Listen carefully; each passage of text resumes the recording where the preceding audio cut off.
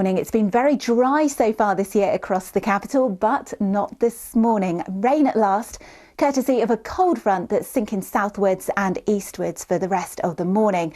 And it's a wet and windy start to the day. Some squally gusts of wind, some heavier downpours of rain for a short while before that weather front clears, as it does so much colder air digging in behind, so it could turn fleetingly to sleet just over the higher ground for a little while. Brisk westerly wind blowing, some spells of sunshine. Bulletins. Let's take a quick look at the tube board then. A good service, just that part closure of the Northern Line for work until May. Weather now with Elizabeth Rizzini.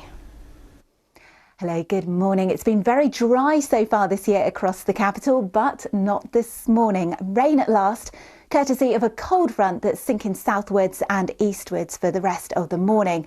And it's a wet and windy start to the day. Some squally gusts of wind, some heavier downpours of rain for a short while before that weather front clears, as it does so much colder air digging in behind, so it could turn fleetingly to sleet just over the higher ground for a little while. And then behind that, lots of dry weather, the small chance of 1 or 2 showers, but a brisk and a chilly northwesterly wind blowing. Temperatures will be lower than this by the time we get to the afternoon. These are the morning highs, so much colder feel to things, but also some spells of sunshine.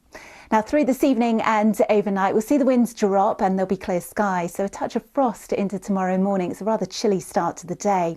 But on Saturday, it will start to feel a little milder. There's a weather front sitting quite far to the north of us, but the winds will start to pick up again, a very brisk westerly wind blowing, some spells of sunshine, clouding over again though as we head through the afternoon. On Sunday, expect to see some further outbreaks of rain and again some brisk winds.